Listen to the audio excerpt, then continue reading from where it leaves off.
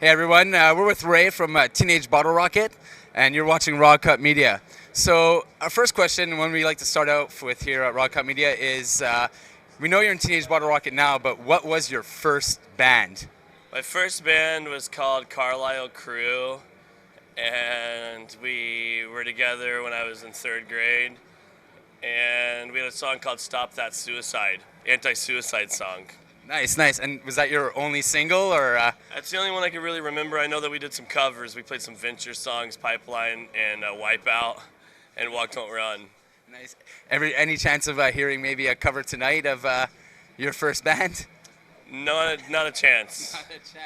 Awesome, awesome. So it's pretty well known that you have a sibling in the band, and we're curious to know, is there any sibling rivalry going on, either on stage or even on the road, or maybe even some sibling pranks?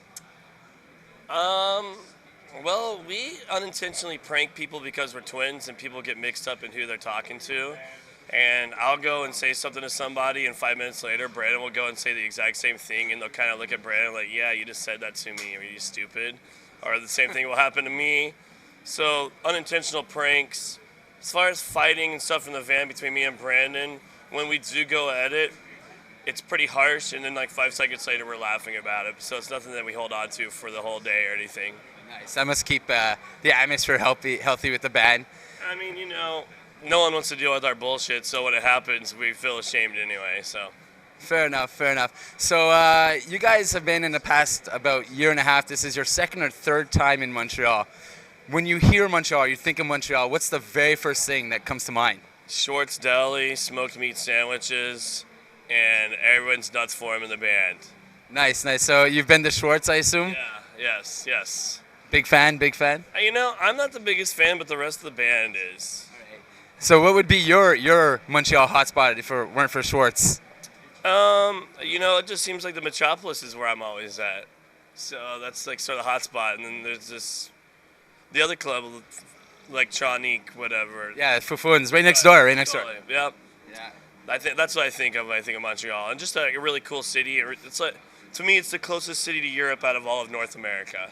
Yeah, we get that a lot, and we're kind of proud of that here. That's cool. That's great. So over the past years, there's sort of been a resurgence of the whole skate punk and punk rock scene, especially in the last couple of years. I know Montreal, we've had some great bands come through. Last year you guys came through 2 nights with No Effects. Now you're here at the Dropkick Murphys. Do you think this is something that's going to take off again, like back in the 90s? Or is it just a sort of flash in the pan? I can't foresee the future or anything. I know that right now for Teenage Bottlerocket, things are going better than they ever have, and I think that it's the same way for a lot of bands out there. I think that punk rock's never gonna die, so I don't think it's a flash in the pan. I think that it's just always been kind of one of those things. It's sort of cyclical, and now we're backing it up. You never know. Let's hope it keeps going. Yeah, exactly. Right. So, Teenage Bottlerocket, you just mentioned things have been going better and better, and nothing hasn't been this good. What is the future of Teenage Bottlerocket? Do you have any plans coming up for 2013? Well, right when we get home from the Murphys tour, we're going out with No Effects for 10 days, and then for 2013 we have a tour, like a pop punk tour package we're putting together for February and a little bit of March. That's going to be epic. I can't mention any of the bands yet, but it's going to be sweet.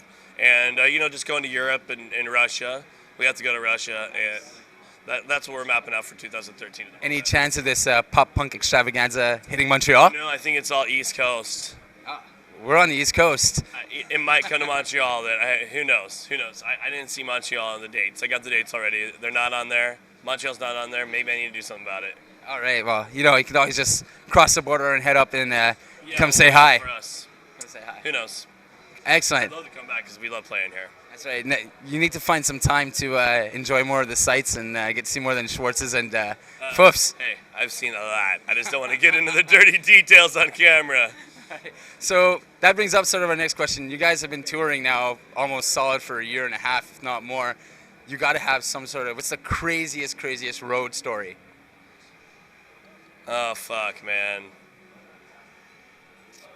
The craziest road story. Just a lot of drunkenness is really what it amounts to. Basically, the drunkenness is why you can't remember these stories. You know, it's like kind of one of those things where I don't know if I want to mention some of the real gnarly ones. Well, a viewer-friendly one. This is kind of funny. All right. We went to this dungeon in Hamburg, and with Fat Mike. Whenever we flew to Europe, and the first show was in Germany in Hamburg. We go to this dungeon afterwards. It's been around for a while. It's a pretty awesome place. Different apparatuses and whatnot. All right. And our bass player Miguel's really into S&M, bondage, everything. And he takes his pants off to get ready to get beat up by this dominatrix. And he had electrical tape already wrapped around his dick, like all the way down the little shaft of his dick. And I was thinking to myself, were you on the fucking plane like that? Did you wear that? When did you have time to tape your dick? But anyway, that was kind of... The rest of the night from there was one of the craziest nights ever. I can imagine so. And would Miguel be cool with you telling this story about him? Absolutely. I say that on stage even. It's not a big deal. He likes it whenever his girlfriend pisses in his mouth. You know, and we talk about that on stage. I have a song about it, Mutilate Me. Oh, nice. It's just sort of an homage to Miguel Chin.